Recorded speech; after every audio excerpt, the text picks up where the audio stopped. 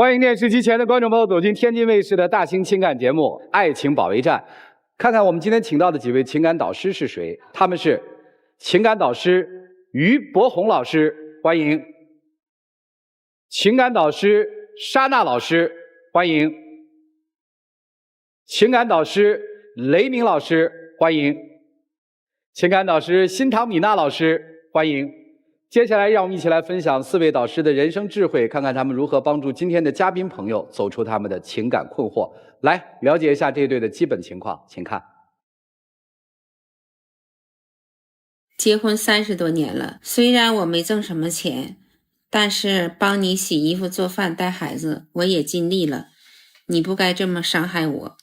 你现在是老了，也干不动了，也挣不着钱了，才想着回家。我没看不起你，也没伤害你，以后我会多疼你一点的。要不是害怕2个孩子，结婚的时候因为单亲家庭被歧视，我早就和你离了。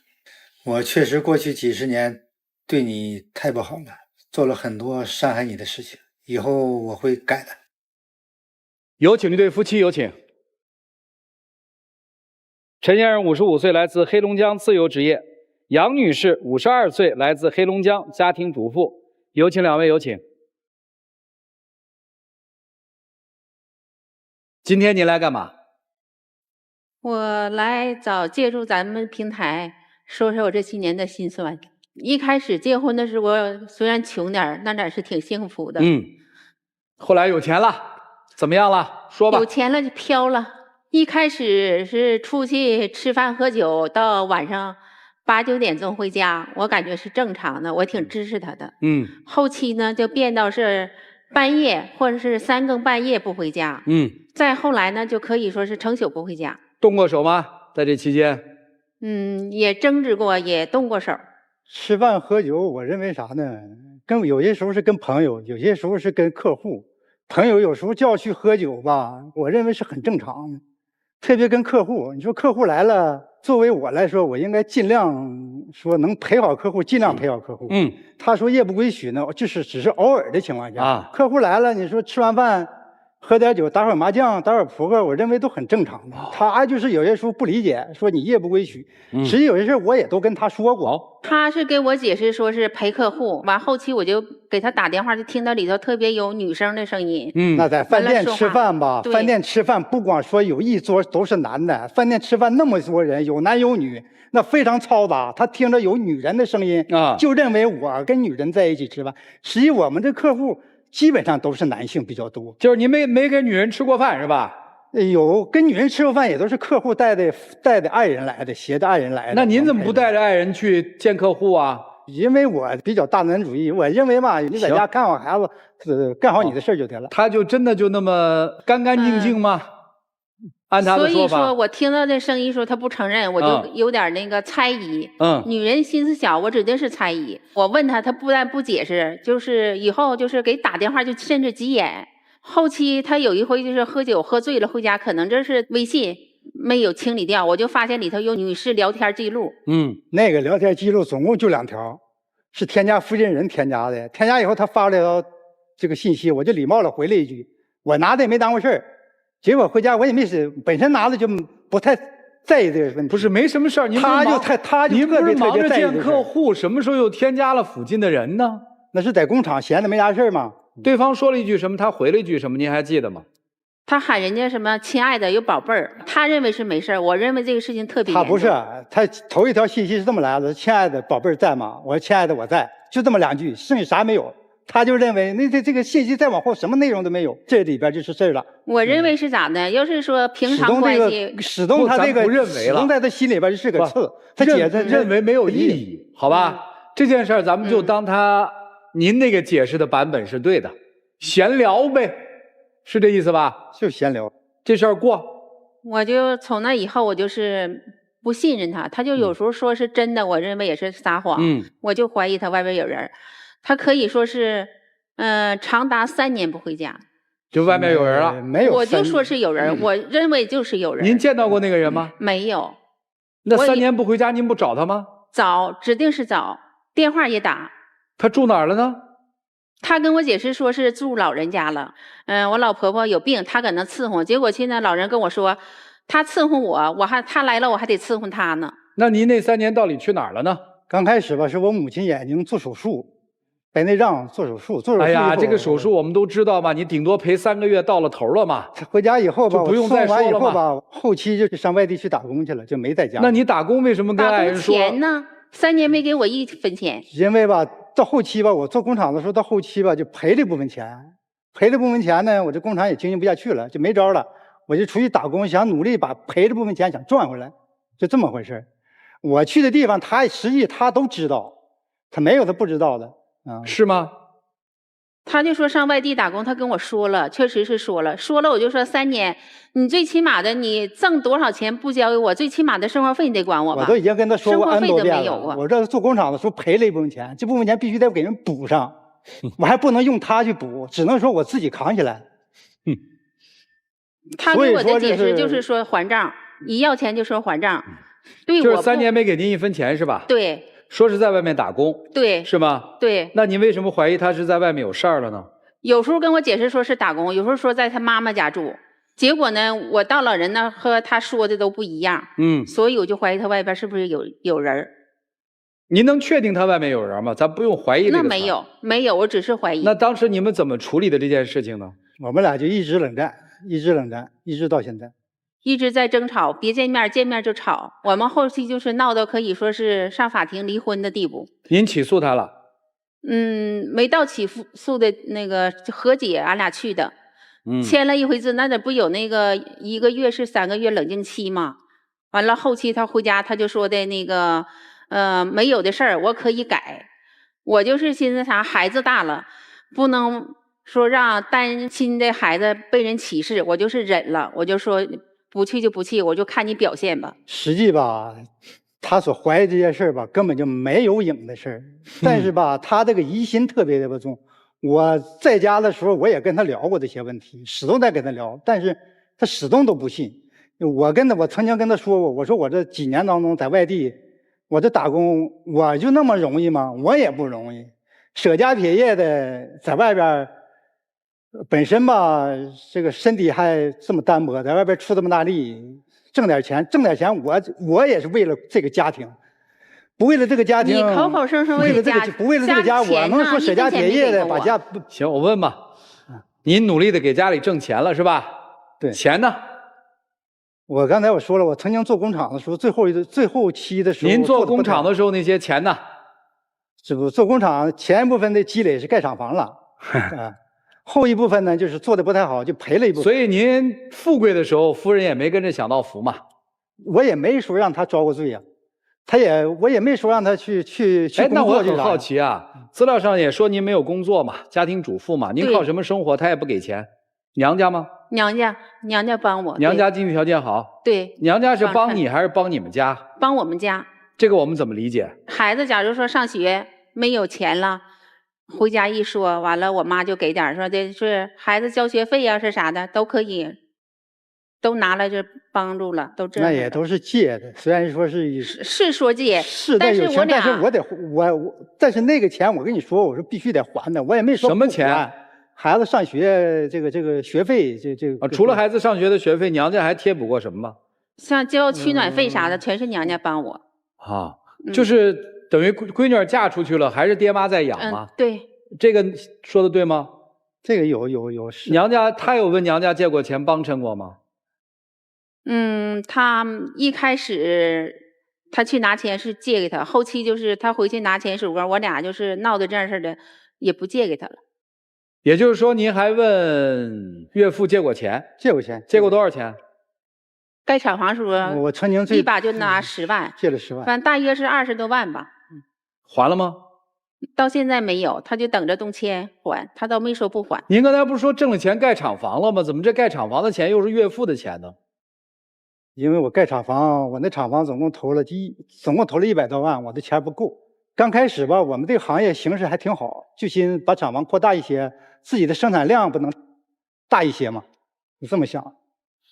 说白了，不是还亏了岳父家的钱吗？是，做买卖跟娘家人拿钱，到现在不还这个钱，不还这个钱，对人闺女好点也行啊。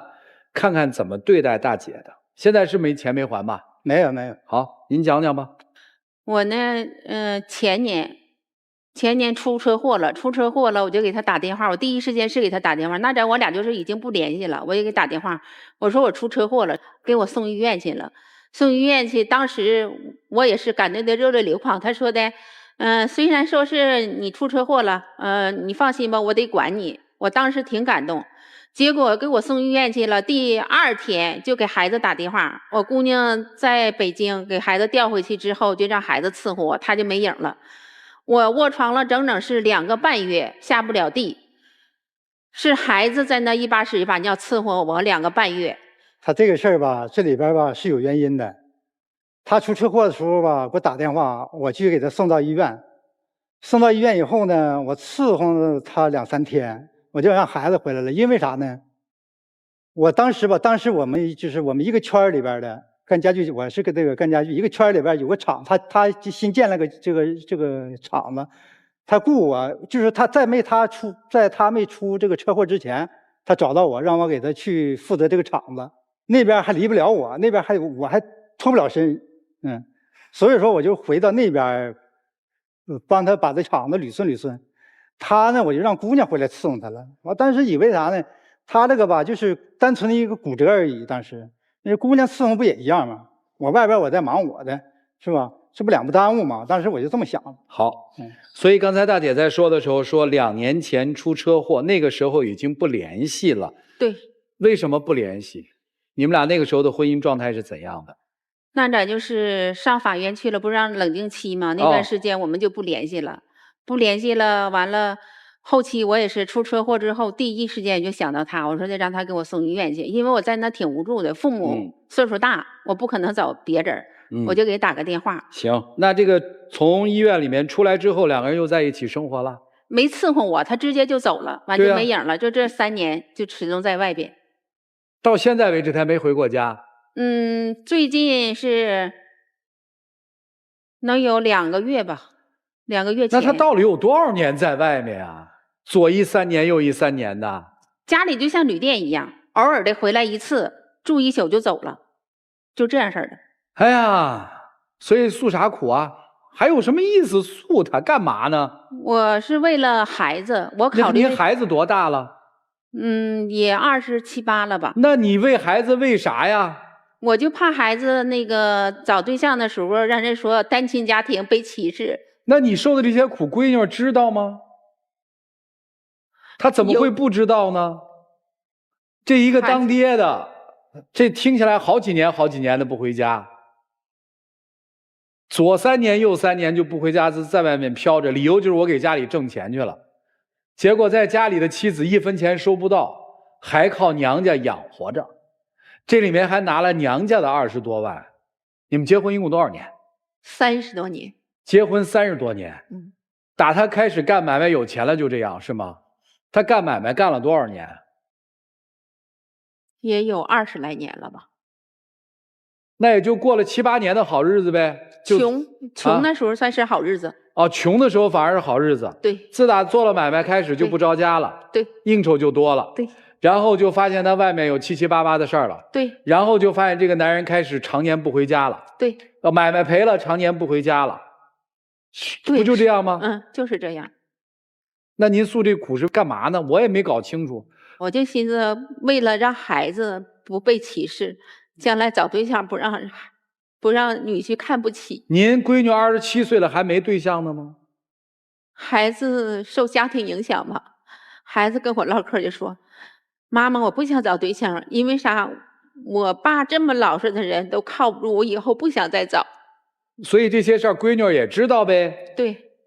您怎么打算呢？我的目的是，我说的那个，因为啥呢？他本质不坏，想呢，毕竟是从小夫妻，想给孩子一个完整的家。现在人家也没打算离开你啊，对吧？是。你现在提出不过了？没有。那不就完了吗？你来这儿干嘛？我想让你们说说他，让他改。说他啥？让他改。改啥？挣钱。最起码得往家交钱吧。就像我来之前，我俩就发生一件什么事情呢？我出去就是做那种家政，知道吧？我就让他和我去了。去了之后呢，就是都是一天一结的，干完活呢就和我要这钱。我就像开玩笑似的，我就问了他一句，我说的你攒多少钱交给我？结果就生气了，莫名其妙的就走了。他老要求我的经济大权他把的，我是考虑到我这边还有一部分这个欠款，我是着急把我的欠款先还上，把这一部分这样式的话，对这个家庭来说也你们家的钱到底是谁管？负担也减轻。你们家的钱到底谁管？他管。他管。所以一直家庭怎么开销，就是您要钱他给钱呗，是不是这意思？一开始的时候就是生活费多了没有，一干啥他就说是厂子得进货呀，进料啊，就这样。所以我特别好奇啊，就是为什么你在外面跟客户吃饭，这边就要吃糠咽菜呢？也没有说让他吃糠咽菜，他那时候钱也够用，他想吃啥他就，但是他吧是过日子可能是相对来说比较不是，他要是够用，他又能过日子，他攒点钱也不至于说孩子上学的学费都得从娘家拿呀。那是后期因为这个生意不好了，我这块做的也不好，生意不好了赔了一部分嘛，对不？所以我到现在为止，我还是不清楚大姐要来干什么。大姐说要批评他，让他改，我也不知道你让他改什么。我可不可以这么理解？今天来这儿就是我把这苦诉完之后，你们说说他，让他把钱都交给你。这是一方面，主要方面还是说让他能有点责任心，对家庭能负起责任来。因为啥？我感觉他特自私，对老婆孩子呢花钱不舍得，对朋友啥的特舍得。咋舍得呀？就是说是他哥们儿，所谓的哥们儿，要是说招他吃饭喝酒去，几乎都是他买单。我要钱没有。哎呀，他说的吧，只是一部分。我们吧，这个朋友在一起吃饭吧，是这样，是今天他买，明天我买，后天他买，就是大家伙轮着来，也不是说单纯我自己。他就是认为啥呢？一吃饭就是我买单，一吃饭就是我买单。回家也跟他说过，因为啥？我听见了，因为啥呢？就是在我家楼下吃饭，他们就是当时吃饭的时候都没叫他，等快吃完饭了，招他大哥，你下来把单给我买了，就这样式的。那是咋的？那是我一个朋友跟他朋友他们一起吃饭，可能是出于啥呢？出于这个面子吧，可能是我找个人来就能给我买单，是那么个意思，就给我打个电话，就跟我说这些事，我说那没问题，我去，我说我去，我把单给买了。大家都不知道是吗？啊？大家都觉得你很有钱是吗？你外面欠那么多钱呢，大家都不知道啊。不是，这什么朋友啊？我那一个阶段还没有外债，那个阶段还没有外债。哎，所以我就没明白大姐为什么来我们这儿嘛。我再一次问您，来我们这儿干嘛？诉苦的目的是什么？您真实的诉求到底是什么？您把它说出来。真情的，我也是啥呢？就是通过4位导师帮我劝解他一下，因为啥？毕竟从小夫妻，我还是有点不舍。劝他什么？好好回家跟您过日子，是这意思吗？对。我受了这么多的委屈，我依然还要这个男人。你们帮我把这个男人劝回来，我这次理解对了哈。行吧，老师们，重任在肩啊，一起进入丘比特问卷。伯永庸，本该这是一个男主外女主内的一个幸福家庭，完全可以幸福，但是这样的幸福被你打得鸡飞蛋打了。一个男人说，我以到外出打工为名，3年不归家，有几个女人受得了？10个女人有9个都是忍无可忍，剩下1个就是你。现在很明晰，55岁了，快步入老年了，他确实不愿意和你离婚了，因为接下来他需要有一个人照顾，那就是你，你明白吗？这样的男人最好的归宿，到了老年不是婚姻，而是单身，让他孤独去吧。所以一句话，大姐，你此刻应该清醒了。沙大老师，什么叫可怜之人必有可恨之处啊？就是在杨女士身上体现的淋漓尽致。您真的是活该呀，就是活该呀。因为你之前的一次次无底线的原谅，造就了您如今现在这样的下场和结果，对吧？对。然后居然还能让我们劝他回归家庭，您想什么呢？我告诉您，他什么时候会回家哈？老了，玩不动了，没有人要他了，一生病的时候，现在就是就回来了。对，哎，然后就找您了，来吧，伺候我吧，老伴儿嘛，对吧？为什么一直不跟你离呀？为什么一直留着你呀？美其名曰说不想让女儿被别人瞧不起，不好找对象。我告诉你，正是你的软弱才害了惨了你的女儿。你女儿未来的婚姻之路能幸福吗？看着妈妈这样被欺负，然后依然不肯离婚，她身上得背负多么大的压力？你一定会告诉女儿说，妈妈都是为了你，你凭什么要为了我这样啊？你让她心里有多么大的负担，她怎么再去敢走进婚姻？我有脸幸福吗？你的人生已经这样了，就不要再害了下一代。女儿都27、28岁了，你还在说担心女儿未来怎么样？你一直在用这样道德的绑架着你的女儿，所以不要做白日梦了。你不要奢求有一天这个男人能懂得你的委屈，能理解你的委屈。他想要回归家庭，就是等到走不动的那一天，让你给他推轮椅。谢谢张大老师。雷老师，大姐啊，你已经给自己预备好了2个逻辑理由，这2个逻辑理由啊，就是一个是我怕我女儿被人看不起，所以你就不能离啊。那你告诉我，你丈夫有什么必要发生哪怕一丁点转变？你告诉我，他有什么必要转变呢？反正我好与不好，我老婆都跟我白头到老，我为什么要那么辛苦做个好人？我告诉您了，您现在已经给丈夫的许诺，以及他为什么不会改好。我接下来跟您聊一下，就是如果我是一个27岁的女孩，我为什么会害怕婚姻？婚姻让我觉得幸福，我去拥抱它；婚姻让我觉得不幸福，我离开它就是了。我为什么要怕婚姻？你告诉我。因为我看着我妈离不开，我看着我妈苦，我看着我妈累，我看着我妈被忽略了那么多年，我妈就是离不开。我看到的就是一个女人在婚姻里自我透支，在婚姻里苦巴巴的守着。我看的就是她对自己那个常年不归家的丈夫一点办法都没有，以至于去求助5个陌生人。而我的妈妈都摆脱不了这个叫婚姻的东西，我怎能不怕？明白了吗？你根本没有教会她怎么摆脱一件让她觉得不幸福的事情，因为你都摆脱不了。我说完了。谢谢雷老师。林娜老师，往往一段大家都认为该离的婚是最离不掉的，因为所有的人都已经知道这个婚姻维持下去太难看了。但是那2个人能不知道吗？他们比我们更清楚，是我们看不见他们之间必须得维系的那一些原因吧。也许那一些原因就是来自于胆怯。刚刚大姐说不离婚是因为担心孩子以后怎么嫁人。你有没有想过，万一你的孩子将来嫁人的难题不是因为你离婚，比如说因为我妈没工作呢？假如你的孩子嫁不掉是因为你没工作，你怎么没有奋发努力成为一个女强人呢？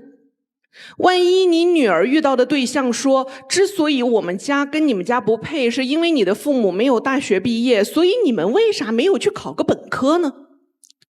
既然你们觉得你们孩子的人生一定出了什么问题就跟你们做的有关，那你们为什么不在其他地方努力夯实呢？反而拿自个儿仅有的这一点东西来说事儿了啊！我离婚了就会影响我孩子。你离不离婚跟你孩子还真没啥关系，但是眼下你可能会拖垮你孩子的人生，因为这样下去你的健康会出问题，而你的老公不会管你的健康的，他会是那种真的你在医院里待着，他也会心安的待在他所谓的妈妈家，因为还有女儿照顾你呢。而且女孩子比我心细多了，我在医院啥都不能干的，所以她早就把你推给了孩子了。你现在还有什么呢？仅有的其实也就只有这一点健康和这一点倔强。今天你来问我们，希望发生奇迹，但奇迹不可能发生。姐姐呀，将来会发生的事情是你的丈夫还会出轨。对于他来讲，他对自己的人生还大有期待呢。对于他来讲，还觉得我翻盘的机会一定还在不远处呢。而您早就是他扔在一边那一块不想再捡起来的破布，当然会留着你在原地，因为你不碍事儿，你甚至还能够帮忙。我们什么时候嫌抹布多余呢？除非抹布自己跳在客厅上，跳在客人的面前，对吧？他早就把你扔在一边了，你还在谈我离婚不离婚，和你回家不回家，你们没有家，你们这个婚姻也只有一个章而已。但这一个章在你们两个人的婚姻事实里头，其实好像对先生没有任何约束力，你也从来没有打算拿过法律来制裁过你的丈夫。所以今天要什么呢？奇迹不会发生。假如要离婚的话，早点离，自己的人生还能开始第二春，至少不用再苦苦等待一个永远都不可能改的男人，让他再一次伤害你了。而这个大哥，我也不相信您会改，您也就不用再说漂亮话了，那些漂亮话自己咽下去吧，给你的宝贝儿们写。唉，最伤感的实际是什么呀？就是大姐今天来的诉求。因为看到他们这个婚姻过往的时候，就在想为什么还要来呢？后来明白了，也许对他来说，他这一生他认为最有意义的是一场婚姻。如果连这场婚姻都没有的话，他的人生还有什么？这大概是对他人生最大的一个否定吧。所以他要抓住这个。大哥其实有个问题啊，真的没有一点愧疚吗？其实大姐现在这样说的都非常含蓄了，3年又3年，这么长时间的不回家，跟家里人断了音讯，电话不接，道理是什么？这还用大家去猜吗？这就是另一个悲哀嘛，就是一个男人撒了大半辈子的谎，老了还要撒谎，都不敢勇于承认你曾经背叛过他。你曾经背叛过这个家庭，哪怕你说我背叛过，我想回来，求得原谅，这都好一点吧。行了，两位自己看吧，该说的事儿都说了。我觉得老师们有一个核心跟您说的特别好，到底是爱女儿还是害女儿，都在您的一念之间，您自己去做决定吧，大姐，好吗？接下来让我们一起进入192就要爱真情60秒。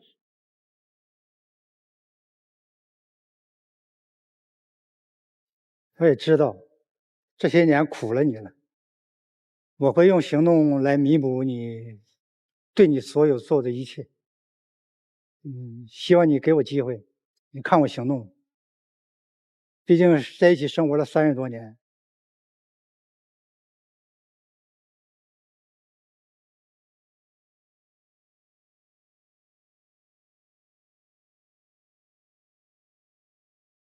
谢谢两位，请回吧。电视机前的观众朋友，欢迎通过金鱼 APP、天津 IPTV 网络电视、万事达手机客户端收看本期节目。来预测一下吧，宝宝红兄，男出女不出？我觉得他离不开他。谁离不开谁？就这女的离不开这男的。就是他连去现场看一下、求证一下自己的猜测是否正确的勇气都没有，他怎么有勇气离开这段婚姻呢？就是我拒绝当一台阶儿，他从黑龙江到这儿不就为了给自己老婆一台阶儿？给台阶儿给够了，老婆不会离婚。他从黑龙江到这儿不就为了踩这台阶儿好下台？他下得来，他就不用离婚了。但是我希望他们俩都别出来，我拒绝当这样的台阶儿。好，米娜老师，希望大姐能够觉悟吧，在最后的时候放自己一马，别出来了。其实他不是放自己，我倒觉得他放闺女儿一马。就刘老师说那个特别对，之所以他的女儿恐惧婚姻和男人，是因为觉得摆脱不了。对，他不敢去，我万一错了，人生是有修正错误的机会的。母亲给到的示范是，一旦我错了，我的人生就彻底完了。对，所以好像大家都至少期望今天这扇门打开的时候，他不出来吧？我们看看这对夫妻自己的选择是怎样的？请开门。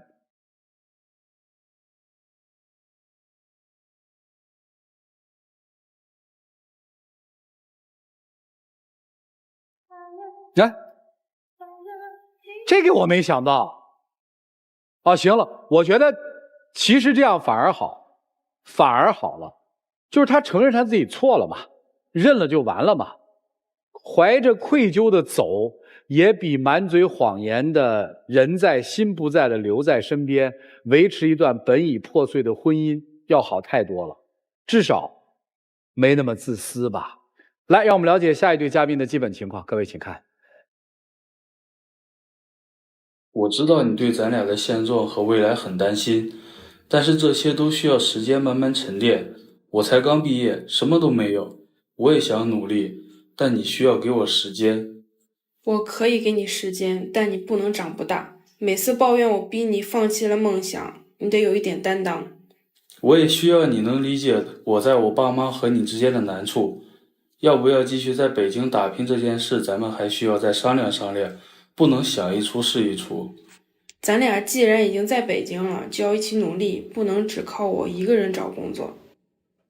有请这对情侣，有请。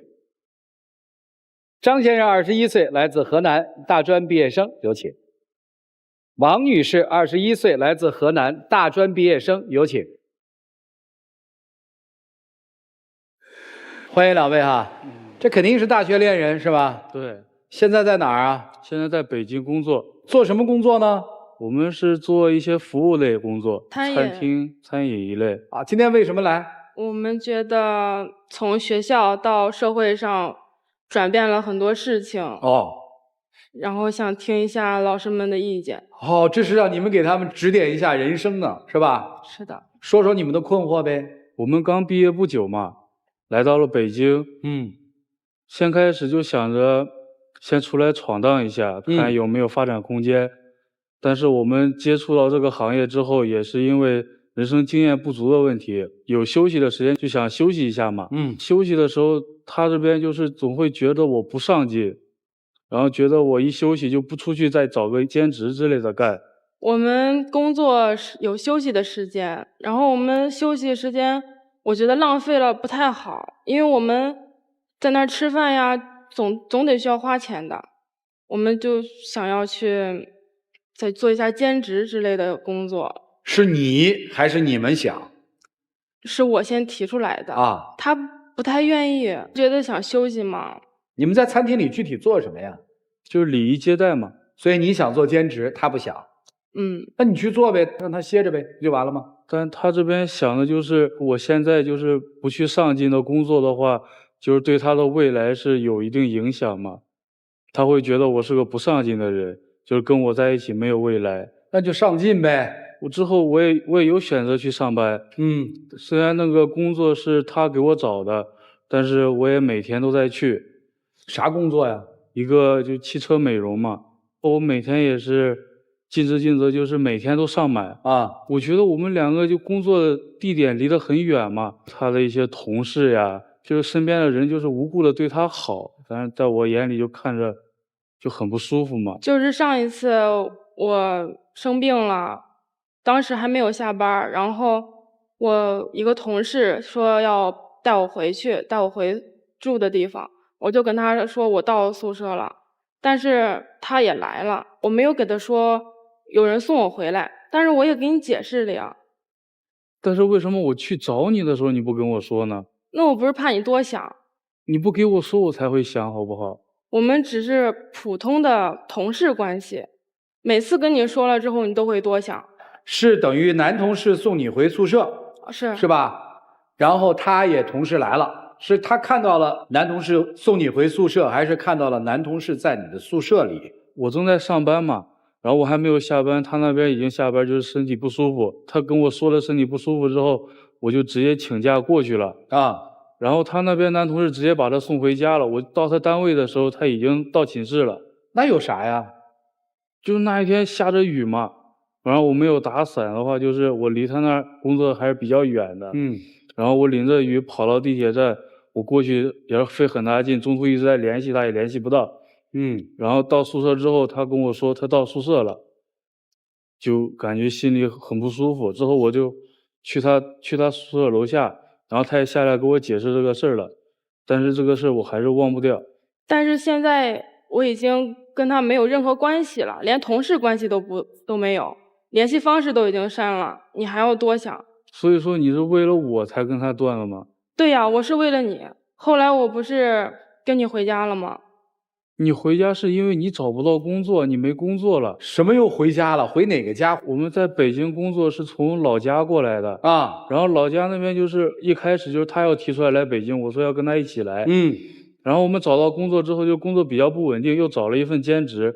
然后他说我不上进，我在兼职同时我就每天都去。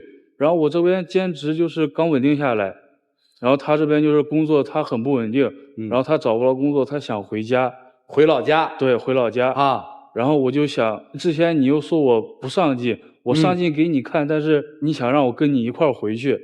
你当时总给我抱怨说你在那个兼职的时候特别累，我说那回去休息吧。然后我正好当时也没有找到合适的工作，我说我们回家休养几天吧。谁回家了？我们两个一起。啊，你们俩一起回家了，是因为女生在北京没有稳定的工作，所以女生提出来要回家。对，男生放弃了自己的稳定工作，又跟女生回去了，是这意思吧？对，是这意思。啊，后来又发生什么了呢？回去之后，后来就是我们当初回家的时候，就是我不想回家，就是因为他在家里。你不想回就不回呗。可是我很担心他。你担心他啥呀？就是他刚出来，也许就是就思想上就很小嘛。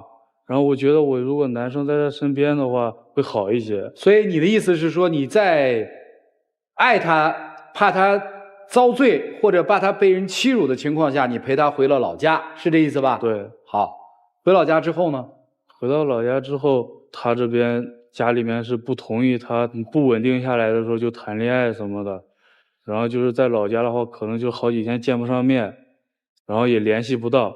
但是我是觉得我们现在还没有自己的经济来源，连自己都照顾不好，我们两个就要在一起，你难道不觉得让父母很担心吗？可是我们在北京不是有工作吗？哦，等于回到了河南老家之后，你见不到这姑娘了，是因为她的父母不同意她跟你交往，是这意思吗？对，差不多。这姑娘也觉得父母没什么问题，对吧？你也是不想跟她交往了吗？没有，我是觉得我们两个现在都照顾不好自己，我只是想让我们先暂时的。哦，就是回到老家之后，在父母的影响下，你想暂时的先跟他分开一段时间，是吧？是。赶紧回北京干活去吧，磨叽什么呀？我们既然有工作，已经毕业了，我们已经长大了，就应该，你最起码在朋友面前和父母面前，你多少会承认我，就不能就是我们跟朋友出去的时候，他都就不会承认我的存在。他没有官宣你跟他是男女朋友关系，是这意思吗？对。为啥？我觉得我还小，不能。不是你还小，你恋爱都谈了，你在那儿这还不能什么呀？不能让家人担心吧？你不让家人担心，你别谈呐。那你这不骗人吗？他之前跟我说过了，就是他家里面的想法就是自己找了一个，就现在还没有稳定下来，然后对方也没有稳定下来，就刚毕业的应届毕业生，然后他觉得这样不好，就不会选择跟父母说，总觉得就是我们那些你没有稳定工作之前，就是谈恋爱都是白扯的。就他之前也跟我讲过，我也体谅过他，但最近就因为我们谈了1年多了，就是到老家之后，就是还是心里难受。然后我这边我就想让他，最起码就是我们出来之后，我们一起出来了，最起码父母得通知一下。出来到哪儿？不是回老家了吗？那不去北京嘛，毕业去北京。那现在是在北京还是在老家呀？现在还在北京。那等于回了老家以后又回来了。我当时也是说了回老家休息几天再回来，再回来继续工作。反正我的意思就是当时就是回老家待几天不如不回嘛，因为我这边关键就是我家里面就是我当初来北京选择来北京的话，我家里是不是很同意？想让我在老家发展，但是我觉得还是就年轻嘛，还是陪他出来闯一闯。然后慢慢偏向他，我就跟他来北京之后，他说又要跟我回家，我就心里就怕我面对我父母、我家里人就是不好处理，我就想不回家，但是我最后还是跟他回家了。回家之后不又回北京了吗？对呀。那回北京之后有什么困惑呢？回北京也是我一直要求回去啊，因为我怕在家里待久了，他真的不想来了。回了北京之后呢？回了北京还是照常工作，我还是去那儿工作，但是他还是就是没工作，然后在一直找兼职的状态。咋了呢？就是他对我这个人，就是未来抱有一个什么样的思想？对于你们这段关系，姑娘你怎么看？我觉得我可以让我的家人知道，但是也得在我们稳定下来的情况下。为什么一定要女方家人知道你们俩的恋爱关系？你们在北京谈着不就完了吗？你们先了解着嘛，知道代表什么呢？孩子，最起码就是给未来一个答复嘛。给未来什么答复啊？既然我们认识了，因为我们认识很多年嘛，高中就认识了。咋了呢？然后大学开始谈恋爱，谈了差不多1、2年左右，我们觉得就彼此都很熟悉，然后我觉得他也很好，所以就是我想跟他有一个未来，但是他这边给我的，你所谓跟他有个未来是指什么？就是你别给我含二护鸡的，结婚的那种。听懂了？那问女生3个问题嘛。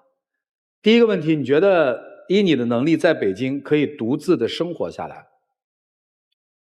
我觉得不可以。行，你回老家去吧。以你的能力，你觉得你可以在北京独自生活下来吗？我觉得可以。那就在北京好好干吧，这事儿就结束啊 ，OK 啊。你会嫁给他吗？不一定。你爸妈会同意你嫁给他吗？我也不知道。以现阶段的他，你爸妈一定不同意你嫁给他，是真话吧？是不是？是。那你经过了就毕业这短短的几个月，反反复复的这么折腾，北京老家北京这么折腾，你觉得这个男孩是你想象当中的那个可以让你依靠的男孩吗？男人吗？我觉得是。是干嘛还不一定要嫁给他呢？我觉得他有点幼稚。你今天来想得到什么？我今天来就想得到一个答复。啥答复？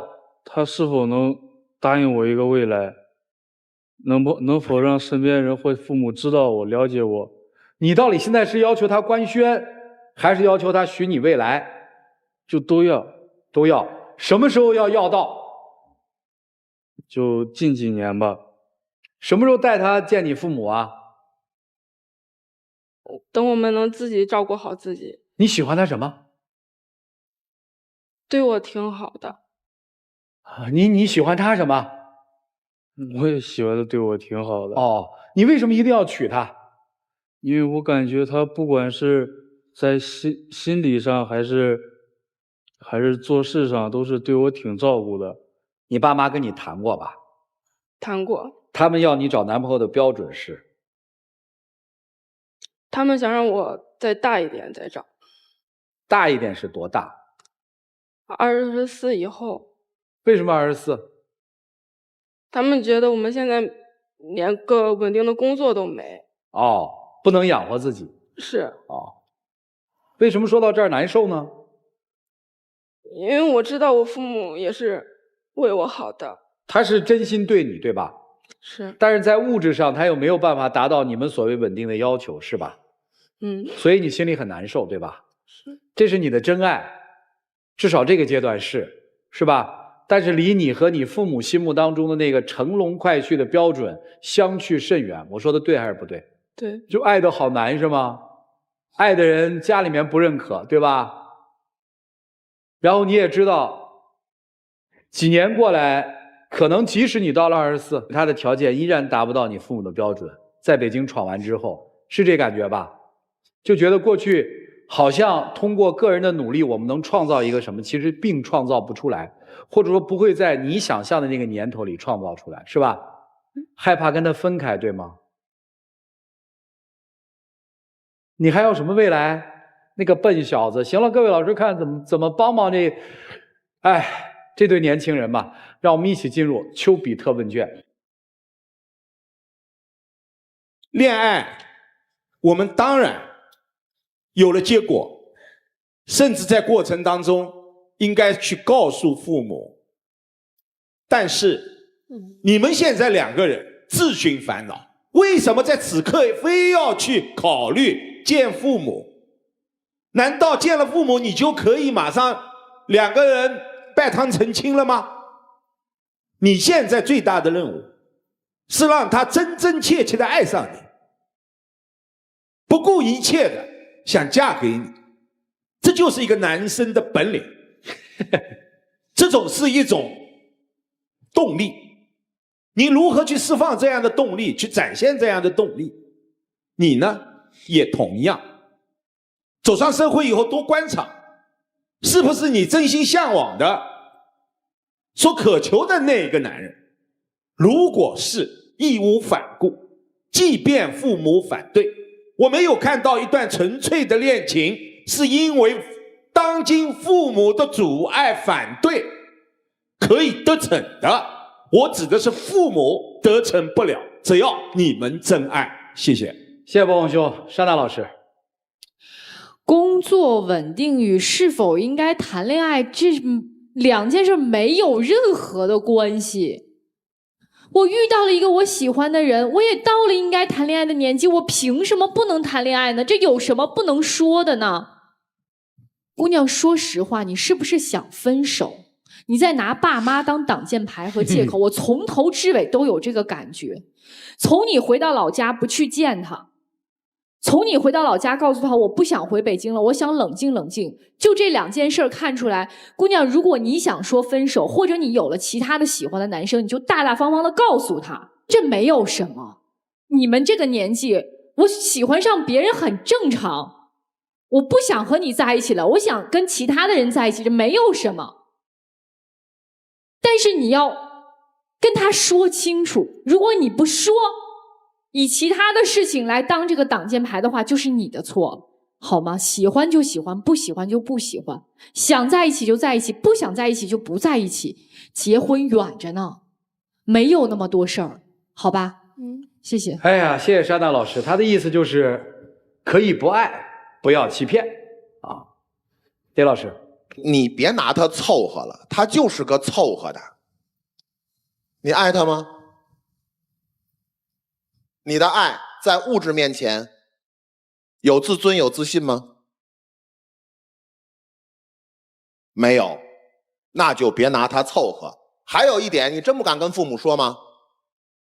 打算，别打算了，那东西叫镜头，这个东西叫镜头，这个镜头后面全国观众都能看见，这个镜头后面有可能有你的姑妈，有可能有你的姨妈，有可能有你的婶婶。这个镜头后面，此时此刻之后，你父母知道是知道，不知道也知道了，对吧？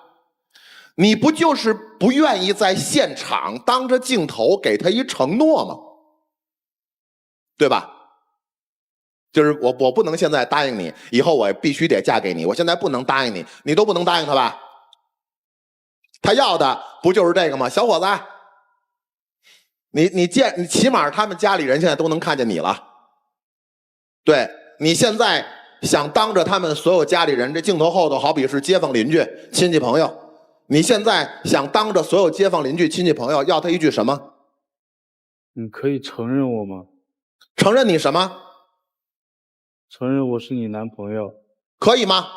可以。可以，你是她男朋友，你不觉得你的感情投放特有目的性吗？你为什么要逼着他承认？你为什么要来到这儿，在灯光传射之下逼着他承认？孩子，你告诉我，目的性这么强的爱，你敢说你爱得很纯粹吗？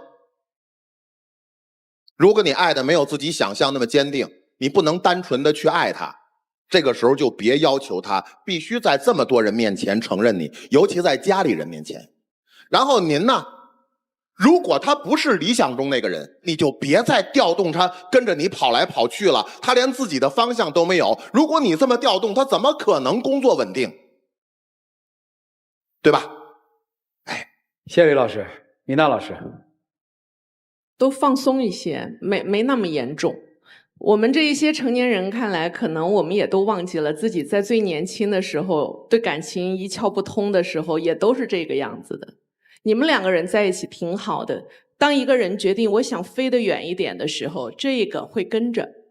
不管你们2个人跟到那里了以后，日子是美好的还是混乱的，是失望的还是沮丧的，但是当你一抬眼，这个人在；当你最难的时候，这个人也在。你在北京受了委屈，你想回老家汲取力量的时候，你要他走，他也跟着走了。他挺好的，虽然说年轻人该有的混乱也好，迷茫也好，和有的时候为爱情冲昏头脑，没有什么事业的明确目标，这一些都很正常，姑娘。但是最重要的是，他真的很爱你啊。你也应该很爱他，至少在某一些地方你是相当的依恋他的，不然你不会要回老家也要把他带回去。既然2个人心里都知道我们是爱的，但是因为我们又太年轻，年轻到好像外头有一点点风浪，只要有一个人质疑我们，我们就不敢大声承认我们是爱情，我们也不敢告诉别人我们的爱情很珍贵。放松一些啊，有爱的时候好好相爱。不需要那么多的一些表面上我给你一个什么名分，你给我一个什么戒指，我走到哪里介绍谁是谁是谁，不重要。2个人四目相对的时候有爱就够了。你走他愿意跟着，你回他要陪着，这已经是最好的爱的动作了。关于未来人生里头你们还会有的事业，你们也还会再有的方向，他都会在人生的各个阶段该出来的时候都出来。你们也都不是那些躺平的孩子，所以找到自个儿的方向，互相做着伴，好好工作，不去互相折磨，互相内耗。你们已经比好多年轻人都棒了，没什么问题，放轻松。谢谢米娜老师。我其实是一个悲观者啊，我是个悲观主义者，在这个情感里面，我看到那个就是这个男生身上有些鲁莽，但是我也不知道这个鲁莽能坚持多久，叫我跟着你走。所以现在有很多男生很少能做到这一点了，就是我仗剑走天涯，护在你身边。很多男生很难做到，你有这个鲁莽劲儿就好。但是在这个鲁莽劲儿的背后，他又有那么多的矫情。你看他那个心理活动是多么的丰富，多么的矫情，像一个女生一样的细腻。我不知道是好是坏，所以我就想告诉你，不要想明天，好好的活好今天，努力工作，好好相爱。行吗？行，不要想，你想太多了。其实谈恋爱坦诚特别重要。你好多事情，我觉得你没跟他聊，你不觉得你应该跟他聊聊吗？我们不知道一些事情的时候，我们会恐惧；当我们了解那个事情的时候，我们不会恐惧吗？为什么不能坦率的面对？不焦虑了，也不哭了，不要说谎，坦诚，坦诚，坦诚。别想太多了，我倒是觉得就是放开手脚，好好的在北京闯一番事业吧。就是不管你是汽车店还是什么店也好，记住要学一门技能，踏实就好，坚定信念，加油吧！接下来我们一起进入真情60秒。就也许我需要给你一些时间来沉淀，也许你也有自己的想法，我也会尊重你的想法。所以你还愿意跟我走下去呢？我肯定愿意跟你走下去，但是我相信我们以后也肯定会有自己稳定的工作，我也会让我的父母接受你。那我可以给你时间，你也给我时间，我们彼此见证好吗？好的。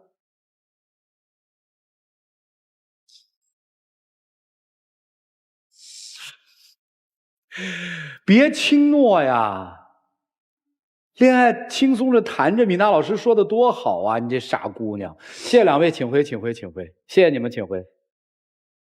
电视机前的观众朋友，我们栏目的唯一官方报名热线是02-236-06301，情感困惑的观众可以来电报名，不收取任何的费用，小心被骗。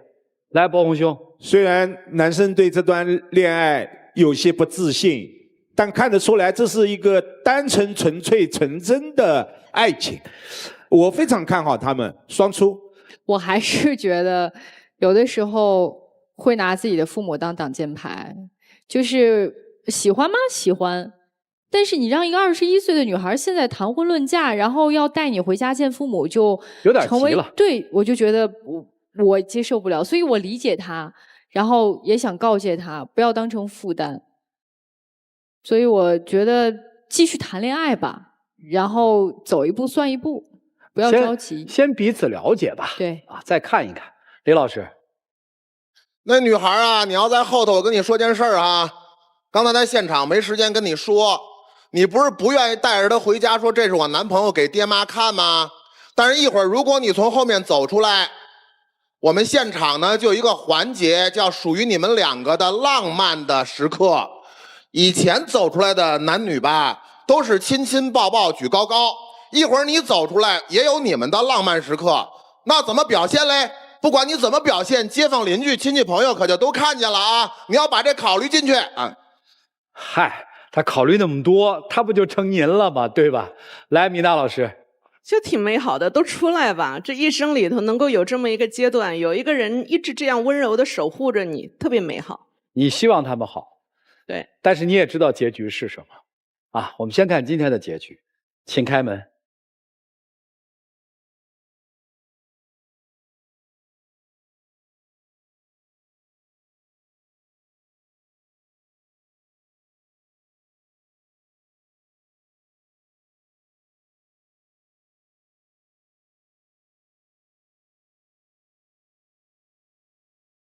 被你的亲亲抱抱举高高吓的吧？如果他那个女生从后面走出来，真的在现场浪漫时刻亲亲抱抱举高高，真的，他何必矜持到现场来？他的父母亲属全看到了。你知道他为什么走吗？因为或许是还是觉得我不太稳重吧。啊？或许还是觉得时间不够。就是刚才主持人叮嘱他一句话，不要轻诺。他现在要出来跟你在这儿亲亲抱抱举高高，就是轻诺，接着追呀。嘿嘿，就这意思啊，接着追啊，管他为什么走，如果我还喜欢就接着追。当然，如果人家姑娘非常明确的告诉你说，不，我不再喜欢你了，请你能够立即转身离开。说的那些事儿记住了吗？记住了，在北京一定要好好的干，加油，好不好？好，谢谢，请回。